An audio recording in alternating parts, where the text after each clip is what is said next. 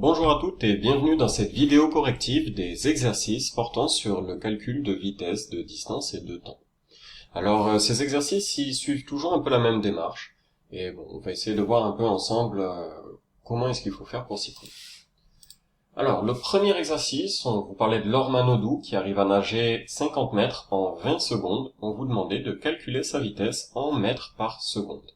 Alors dès qu'on est dans un type de problème où il faut calculer des vitesses, des distances ou des temps, mais il faut toujours garder en tête les trois formules possibles.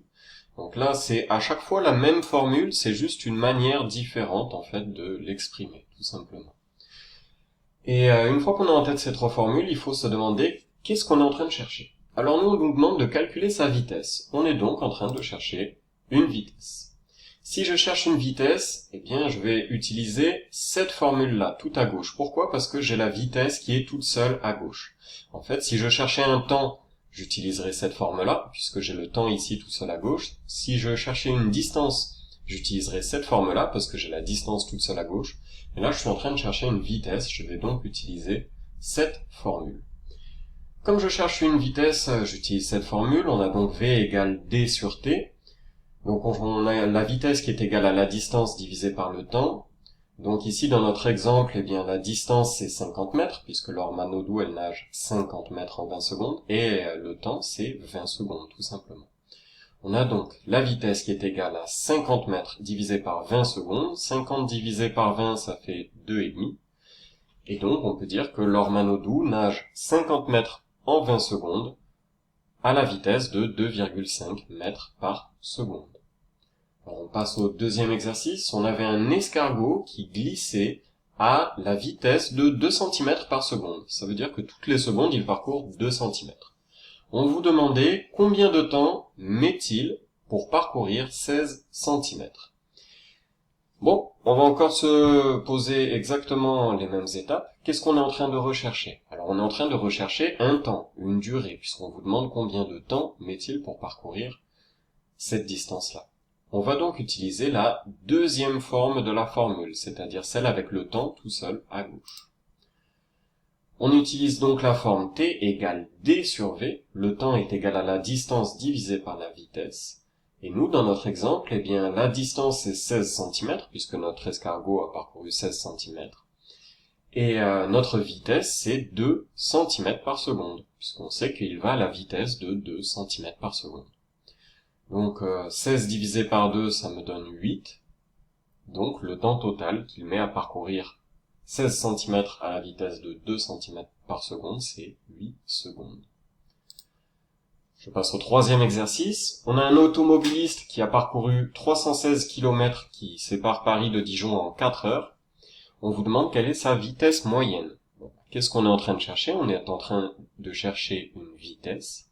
On va donc utiliser la première forme de la formule, parce que la vitesse est isolée seule à gauche. On a donc V égale D sur T.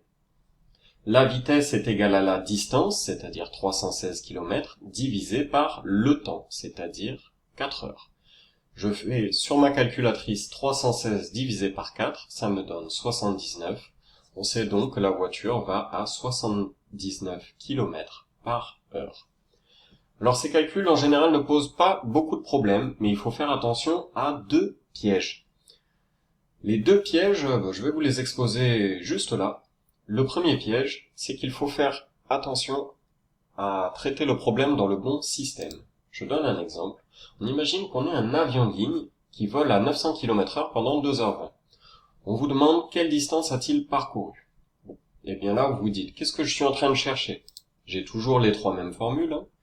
Bien, je suis en train de chercher une distance, donc normalement je dois utiliser la formule D égale V fois T, puisque c'est la distance qui est isolée seule à gauche.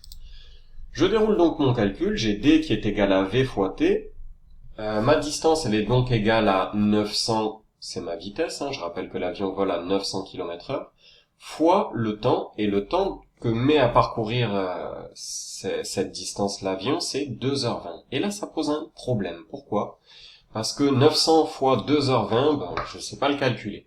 Et si vous faites 900 fois 2,20, en fait, vous avez tout faux, ça ne marche pas du tout. Je vous conseille de bien revoir le cours précédent sur l'homogénéité des deux systèmes. Du coup, en fait, ce qu'il faut faire, c'est convertir ces 2h20 dans un système décimal. Ça, c'est exactement ce qu'on a appris à faire lors de la séance précédente. Normalement, ça ne va pas poser trop de problèmes, sinon je vous conseille d'aller re-regarder les autres vidéos. 2h20, alors on sait que c'est égal à 2 heures plus 20 minutes, mais ces 20 minutes, on va les diviser par 60, et en fait, ça va nous donner une fraction d'heure. Pour le coup, si je fais sur ma calculatrice 20 divisé par 60, je trouve 0,33. Je sais donc que 2 heures et 20 minutes, c'est la même chose que 2 heures plus 0,33 heures, donc au total, j'ai 2,33 heures. En fait, je peux dire que 2h20, c'est égal à 2,33 heures. Maintenant que j'ai converti, je reprends mon raisonnement de tout à l'heure. Cette fois-ci, au lieu d'avoir 900 fois 2h20, on a converti notre durée, on aura donc 900 fois 2,33. Et ça, quand je le tape dans ma calculatrice, j'obtiens 2097 km. J'ai donc réussi à résoudre mon problème, mais il y a une petite étape, il faut faire attention à ne pas se faire piéger et à utiliser les bons systèmes. Pour le coup, dès que vous avez un système, une durée dans un système sexagésimal, il faudra le convertir en décimal. Le deuxième piège possible, c'est l'homogénéité des systèmes. On vous demandait par exemple en combien de temps un scooter parcourt-il 500 mètres à la vitesse de 22 km/h. Eh bien là, on emploie toujours nos formules. Qu'est-ce qu'on est en train de rechercher? On est en train de rechercher un temps. J'utilise donc la formule T égale D sur V, donc distance divisée par vitesse. Ma distance, c'est 500 mètres, et ma vitesse, c'est 22 km/h. Et là, il faut faire attention à pas tomber dans le piège.